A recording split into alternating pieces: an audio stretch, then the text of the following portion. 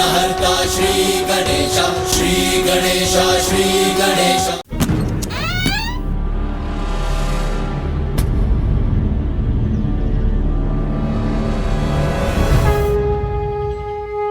भूल रहे हो सखा, मेरी दृष्टि से कुछ नहीं छिपता, तो फिर तुम कैसे छिप सकते हो?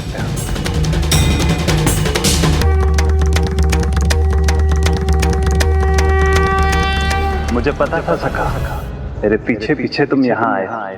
और मुझे भी पता है कि आप चाहते थे कि मैं आपके पीछे आऊं और एक और महत्वपूर्ण सीख प्राप्त करूं। सखा, मेरी भक्त कर्मा बाई प्रत्येक दिन मेरे लिए खिचड़ी तैयार करती है। जीवन के सभी प्रपंचों से दूर रहकर, किसी भी चिंता से परे, भक्ति भाव से भरकर उसके घर पर जो भी होता है वो प्रेम से मेरे लिए भोजन बना देती है। और फिर वो मुझे श्रद्धा और भक्ति से पुकारती है, तो मुझे आना ही होता है, क्योंकि तुम्हें तो पता है भक्त की पुकार सुनकर तो मैं कहीं भी दौड़ा चला जाता। इसलिए मैं प्रत्येक दिन यहाँ आता हूँ।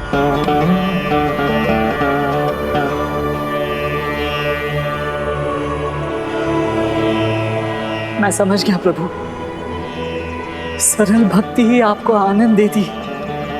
भक्ति भाव से किया गया छोटे से छोटा कार्य भी आपको प्रसन्न करता है। किंतु कल मैं यही बात भूल गया, आपकी भक्ति में विफल हो गया। तुम विफल नहीं हुए सखा, तुम्हारे उत्साह से मैं अति आनंदित हुआ था।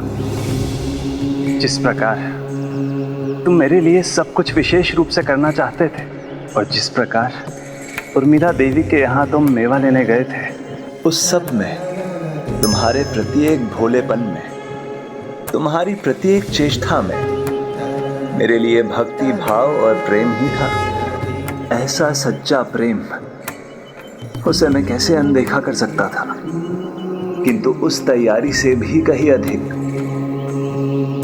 भोजन में मेवा और व्यंजन के स्थान पर मैं तुमसे कुछ और प्रेम चाहता था।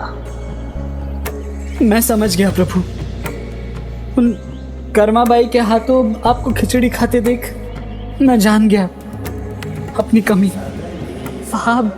आपके मुख पर आनंद का ऐसा भाव था, और आप तो उनके हाथों से उनका झूठा भोजन भी स्वीकार कर रहे थे।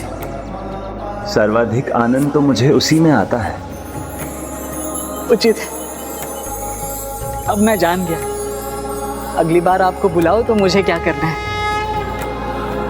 जो सखा, इस संसार को भी आपकी भक्त कर्माबाई के बारे में पता होना चाहिए ना, जो एक माँ के समान आपको प्रेम से भोजन कराती, जिनके घर की साधारण खिचड़ी भी आपको 56 भोग के समान लगती है। हाँ सखा, ऐसी महान भक्त की महिमा का बखान तो होना ही चाहिए, और कदाचित तुम इसमें मेरी सहायता कर सकते हो। मैं भला आपकी क्या सहायता कर सकता हूँ? बहुत भारी, लाओ मुझे दो, मैं ले चलता हूँ। अरे नहीं सखा, आप क्यों? सखा, बुलाते ही हो या मानते भी हो? और यदि मानते हो तो हिचकिचा क्यों रहे हो? नहीं सखा, मुझे कोई हिचकिचाहट नहीं है। आप जो कहेंगे वो करूँगा। लीजिए, और मैं वचन देता हूँ, आप सुझाव दीजिए, मैं उसे अवश्य पूरा करूँगा। वचन देते हो? हाँ सखा, मैं आपके लिए कुछ भी कर सकता हूँ। थोड़ा निकट आओ तो मैं बताता हूँ कि तुम्हें क्या करना है।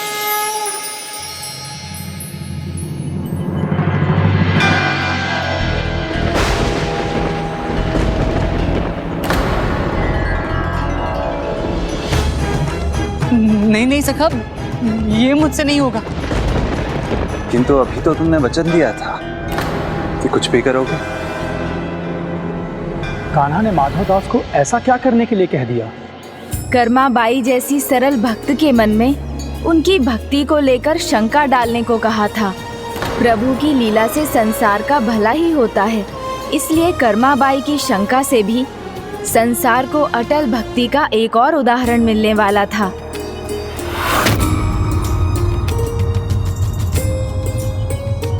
तो क्या माधवदास मान गए ऐसा करने के लिए? सखा और प्रभु का आदेश माधवदास कैसे टाल सकता था? उसके पास और कोई उपाय ही ना था और उसे ये अगले ही दिन करना था। बिना विचारे जो करे वो पाछे पछताए। माधवदास, अब पछताने के सिवाय और कोई विकल्प नहीं है तुम्हारे पास।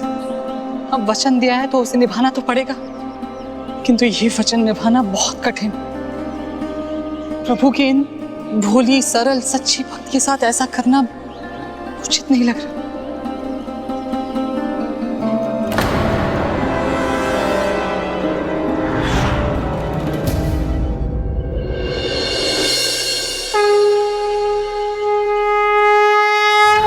नहीं, ये कार्य नहीं होगा मुझसे, कदापि नहीं होगा।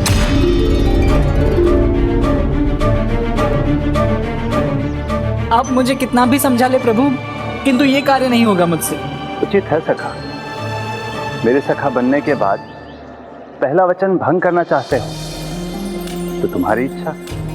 किंतु मुझे कहाँ ज्ञात था इतना कठिन कार्य देंगे आप मुझे। वचन भंग करने का पाप सह लूंगा मैं, किंतु ये कार्य नहीं करूंगा। एक भक्त होकर दूसरे भक्त का भला नहीं चाहते। नहीं चाहते कि कर्माबाई की सरल भक्ति संसार के सामने उजागर हो। जो कार्य करने में कठिन लगे किंतु जिसका परिणाम जगत कल्याण से जुड़ा हो, उसे करने में संकोच नहीं करना चाहिए, क्योंकि ऐसा कार्य धर्म कार्य ही होता है।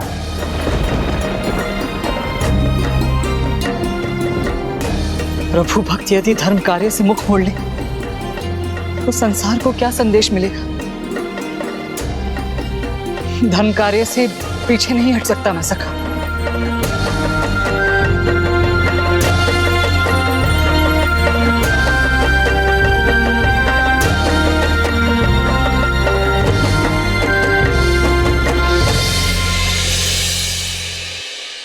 कल की ये खिचड़ी मेरे लिए तो पर्याप्त होगी। बस प्रभु जगन्नाथ जी के लिए थोड़ी बना देती हूँ।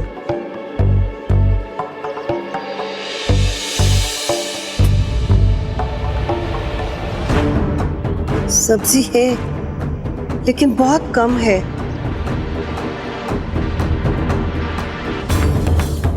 अन्न भी अधिक नहीं, सब कुछ थोड़ा थोड़ा ही है। इसीलिए प्रभु के लिए कोई पकवान नहीं बना पाऊंगी। आज भी खिचड़ी ही बना सकूंगी। बस एक ही चिंता है, मेरे हाथों की खिचड़ी के स्वाद से प्रभु कहीं उब न जाए।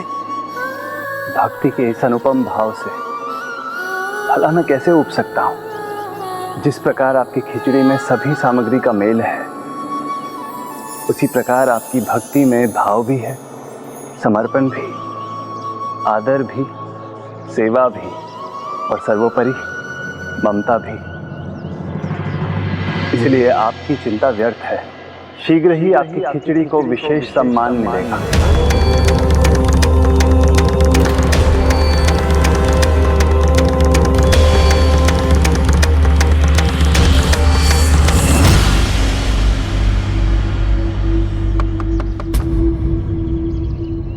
प्रभु ही होंगे। आज समय से पहले आ गए। प्रभु जी आ जाइए, द्वार खुला ही है।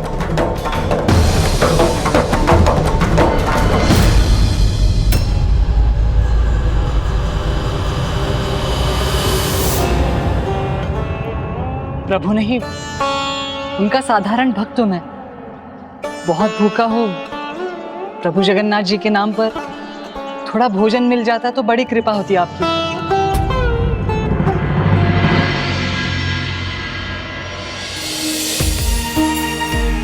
प्रभु के भक्त भी प्रभु के समान होते हैं। उनका स्थान बाहर नहीं, भीतर होता है। भीतर आ जाओ पुत्र।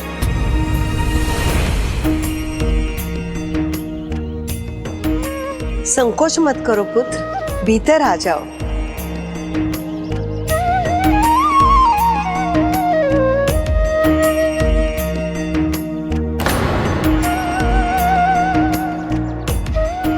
लो पुत्र, तुम्हें देने के लिए बस कल की खिचड़ी है। आशा है तुम स्वीकार करोगे।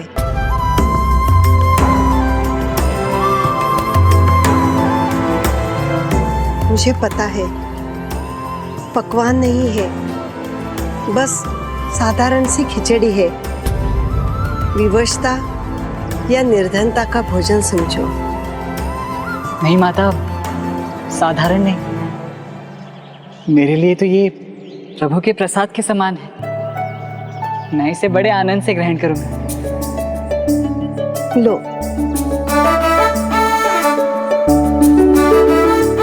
अरे पुत्र, नीचे नहीं, यहाँ आसन पर बैठो।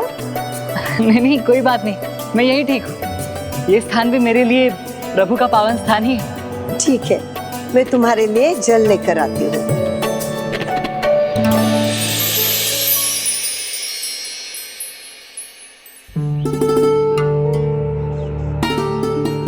रुको, मैं घी लेकर आती हूँ।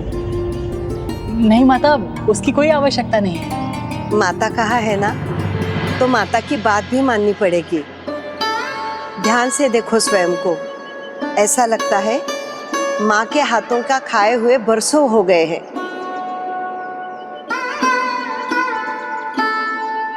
मैं तुम्हारे लिए घी लेकर आती हूँ।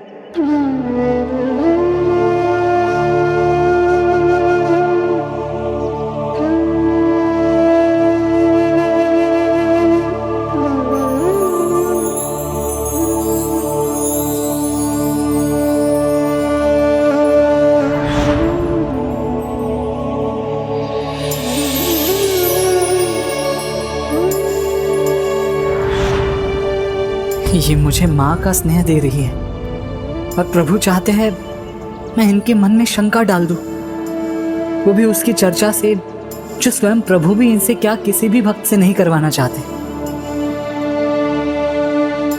मुझे पता है तुम क्या सोच रहे हो।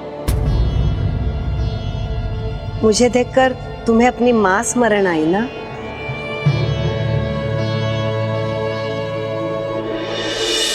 तो लो, मुझे अपनी माँ मानकर मेरे हाथों से ये खिचड़ी खा लो। देखो तो तुम्हें अच्छी लगती है क्या?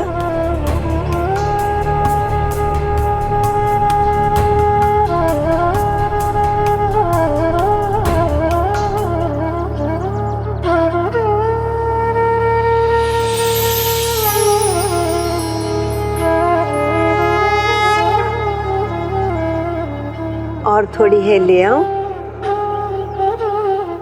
माता, पेट तो भर गया किंतु मन नहीं भरा। हर माँ यही चाहेगी ना कि उसके पुत्र का मन भोजन से कभी ना भरे और भोजन के बहाने वो अपनी ममता उस पर लुटाती रहे। इसीलिए जब भी मन करे यहाँ आ जाना। कुछ नहीं तो खिचड़ी तो अवश्य खिलाऊंगी।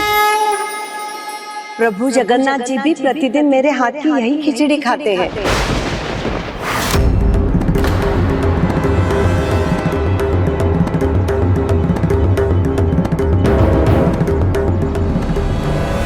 तुम्हें भी लगा होगा ये वृद्धा माता कैसी बात कर रही है। भला प्रभु जगन्नाथ जी ऐसी साधारण खिचड़ी खाने यहाँ क्यों आएंगे, है ना?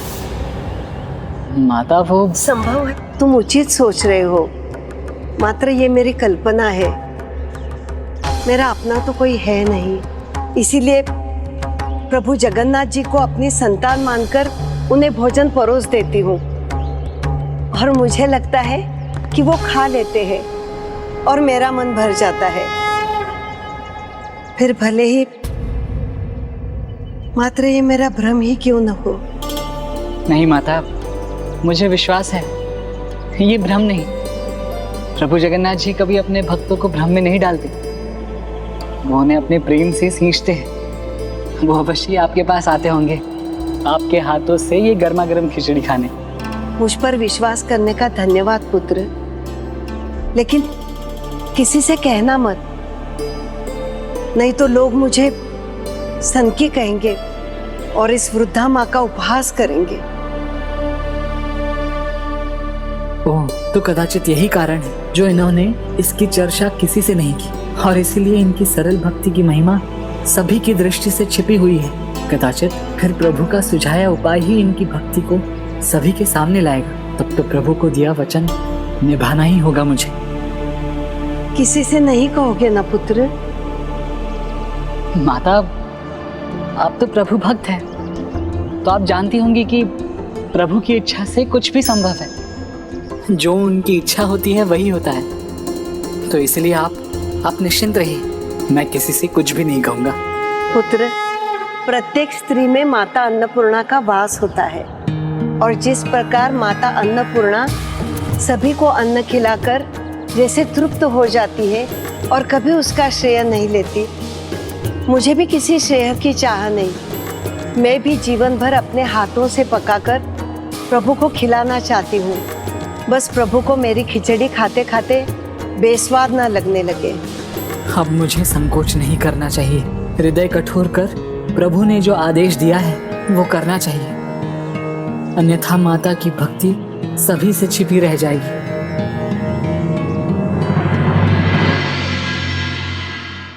माता, मुझे विश्वास है कि प्रभु आपकी खिचड़ी से कभी नहीं उबेंगे, किंतु कुछ बातों का ध्यान आपको भी तो रखना चाहिए। जैसे कि जैसे प्रभु भोग के सभी नियमों का, स्वच्छता का बड़ी कड़ाई से पालन करना। लेकिन प्रभु ने तो इन सब बातों को लेकर कभी असंतोष नहीं दर्शाया। आपकी ममता को देखकर कदाचित वो संकोच कर जाते हैं, जिससे आपको बुरा न लगे। अर्थात बिना अच्छा लगे वो प्रतिदिन यहाँ भोजन कर रहे थे। जो कार्य करने में कठिन लगे किंतु जिसका परिणाम जगत कल्याण से जुड़ा हो, उसे करने में संकोच नहीं करना चाहिए, क्योंकि ऐसा कार्य धर्म कार्य ही होता है। आप चिंता मत कीजिए माता, व्यक्ति अपनी भूल कभी भी सुधार सकता है। आप भी अपनी भूल सुधार लीजिए। प्रभु का भोजन स्नान आदि करने के बाद रसोई को स्वच्छ कर, चूल्हे को लीप कर, पात्रों को धोकर, अन्न तथा सब्जियों को अच्छी तरह से धोकर उसे पवित्रता से पकाना है। बस इतना ही तो करना है आपको। यदि इन सब बातों का ठीक से ध्यान न रखा गया तो व्यक्ति पुण्य के स्थान पर पाप का भागी बनता है और ईश्वर को दुखी कर देता है। क्या आप चाहेंगे कि आपके प्रभु दुखी हो? सखा, आपकी लीला का भेद जानना तो मेरे लिए असंभव है, किंतु हाँ, इतना अवश्य कह सकता हूँ, आपकी ये सरल हृदय भक्त के लिए ये सब करना सरल नहीं होगा। ये सब आवश्यक है पुत्र। तब तो प्रभु के आने से पहले मुझे बहुत कुछ कार्य करना है। अब उनके आने में अधिक समय कहाँ रहा है। क्या करूं? कहाँ से आरंभ करूं?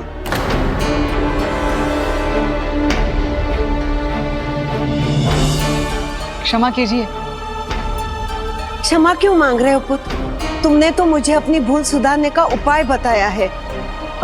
अब मैं अनुमति चाहता हूँ, अन्यथा आपके कार्य में बाधा ही बनूंगा। प्रणाम माता।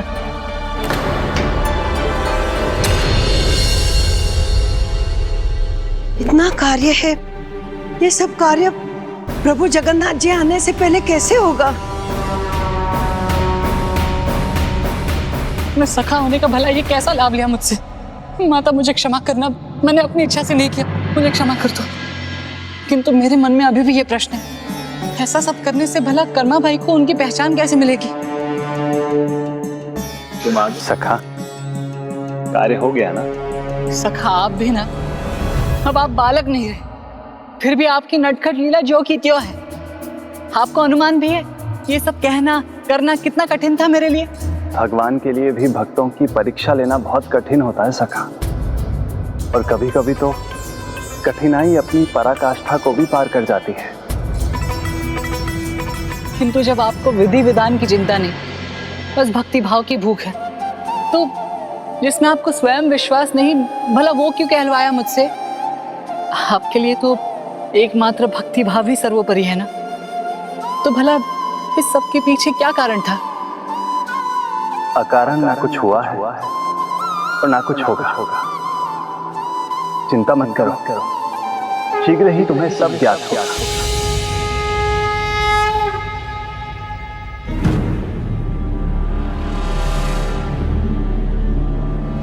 स्नान तो हो गया, अब रसोई और पात्र को धोना चाहिए, अब घर भी साफ करना है।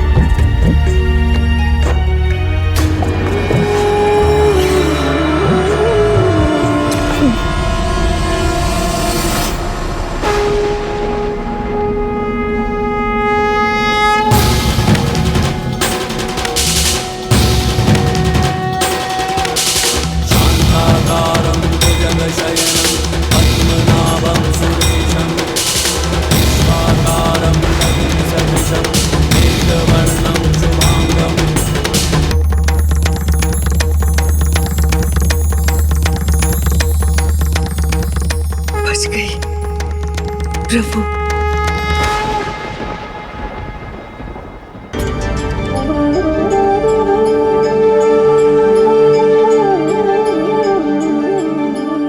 मुझे गिरने से बचाने के लिए आपका अनेकों धन्यवाद प्रभु जगन्नाथ जी।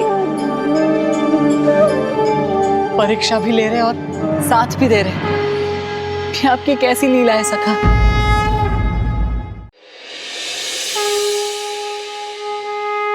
किंतु अभी आप कहाँ जा रहे हैं सखा? खिचड़ी खाने। किंतु आप तो देख रहे हैं उन्होंने तो खिचड़ी पकाना अभी तक आरंभ भी नहीं किया।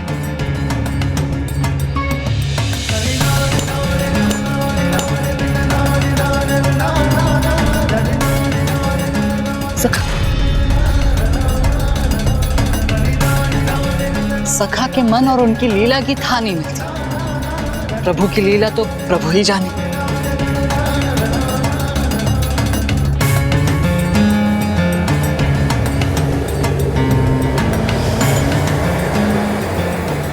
सदा के समान मैं महाभोग के घंटे बजने से पहले ही आ गया माता। प्रभु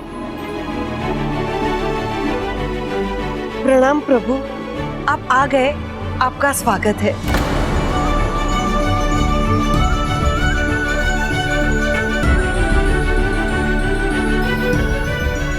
आज कुछ विशेष बात है क्या माता? प्रभु, जब आप भोजन करने आते हैं वो प्रत्येक दिन मेरे लिए विशेष ही है। वाह सखा वाह, सब कुछ स्वयं ही किया और अब स्वयं पूछ रहे। तब मेरा भोजन दीजिए ना, आज भी आपके हाथ की बनाई स्वादिष्ट खिचड़ी का आनंद लूंगा मैं। मुझे क्षमा कीजिए प्रभु, आज मुझे थोड़ी देर हो गई, आपको प्रतीक्षा करनी होगी, परंतु मैं शीघ्र ही खिचड़ी बना के लाती हूँ। लेकिन प्रभु, आपको भूख लगी होगी ना, मैं आपके लिए गुड़ ला दूं? नहीं नहीं, मैं प्रतीक्षा कर लूंगा माता, किंतु यदि मंदिर के घंटे बज गए तो मुझे जाना होगा। आप चिंता मत कीजिए प्रभु, उसके पहले ही मेरी खिचड़ी बन जाएगी। आप आइए ना, आसन ग्रहण कीजिए।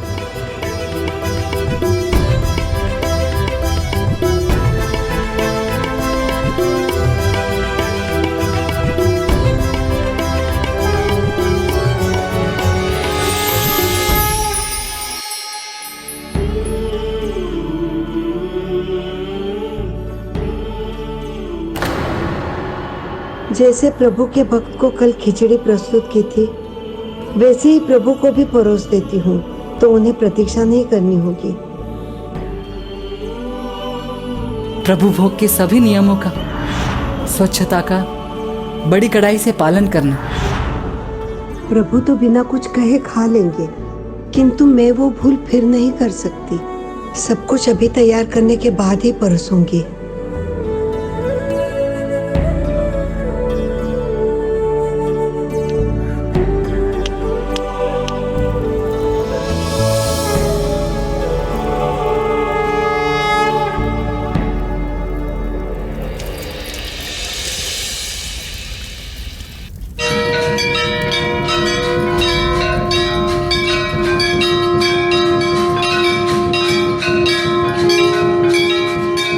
ये तो महाभोग के लिए मंदिर का घंटा है।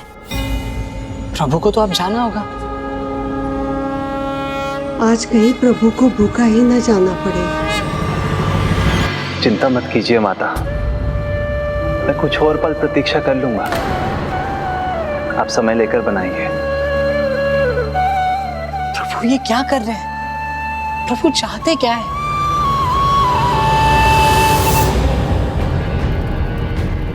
अन्न तथा सब्जियों को अच्छी तरह से धोकर उसे पवित्रता से पकाना, बस इतना ही तो करना है आपको।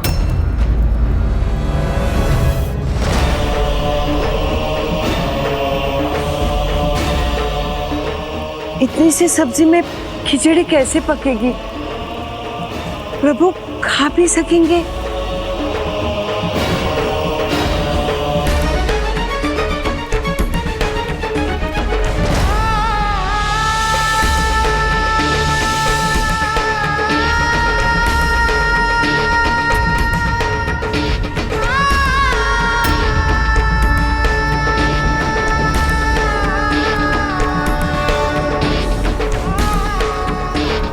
दया निधान है प्रभु।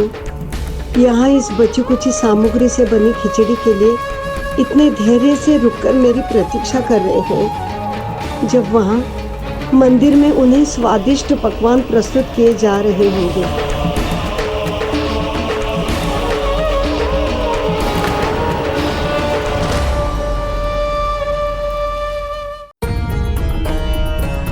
महाभोग का समय हो गया और भ्राता तो वही होंगे जहाँ प्रतिदिन जाते हैं, किंतु वो तो समय पर लौट आते हैं। पता नहीं आज क्या हो गया।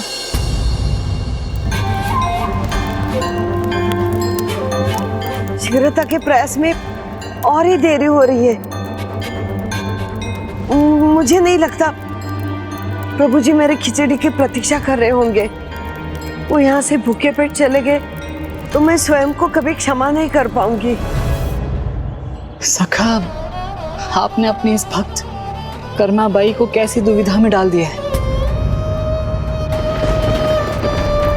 लगता है खिचड़ी तैयार हो गई।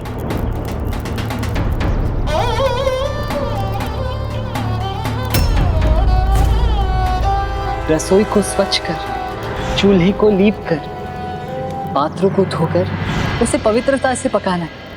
इसे और एक बार साफ कर देती हूँ।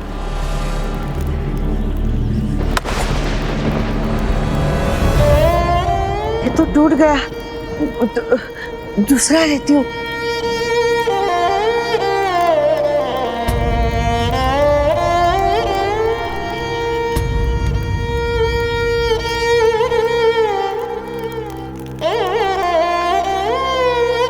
सदा के समान न ये मुझे अच्छी दिख रही है, नहीं इसके स्वाद पे मुझे भरोसा है, किंतु मैं इसे चक्कर भी तो नहीं देख सकती।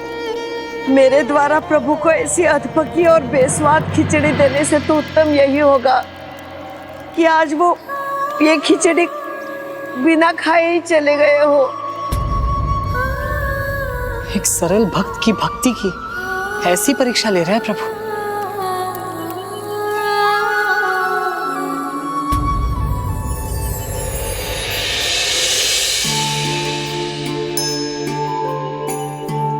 प्रभु, यहाँ से कोई ध्वनि नहीं आई तो मुझे लगा आप लौट गए होंगे। लीजिए प्रभु, खिचड़ी तैयार है। ऐसी खिचड़ी जिसमें भक्ति भाव है, ममता है, समर्पण है, इस खिचड़ी को छोड़कर मैं कैसे जा सकता हूँ? आप मेरा हृदय रखने के लिए ये सब कह रहे हैं ना प्रभु, मेरी खिचड़ी कभी इतनी स्वादिष्ट न थी। नहीं मैंने कभी विधि विधान या नियमों पर ध्यान दिया हो। यहाँ तक कि स्वच्छता को लेके भी मैं कभी सजग न थी। और आप बिना ना नुकुर के मेरे यहाँ खिचड़ी खाने आते रहे। आप मेरी भूल सहते रहे और मैं भूल करती गई। और जब आज मैंने अपनी गलती सुधारी, सब कुछ का ध्यान रखा, जिसके कारण मुझे देर भी हो गई, तब ये खिचड़ी भी स्वादिष्ट नहीं रही। आपकी बनाई खिचड़ी स्वादिष्ट ना हो, ये भला कैसे हो सकता है? और यदि आपके मन में शंका है तो सदा के समान आप स्वयं ही चख कर देख लीजिए। नहीं प्रभु, आज तक जो भूल करती आई हूँ ये फिर कैसे कर दूं? तो फिर मुझे भोजन ग्रहण करने दीजिए, देर हो रही है मुझे। नहीं, इसे देने में भी मुझे लज्जा आ रही है। इससे तो अच्छा है कि आप बिना खाए ही चले जाए।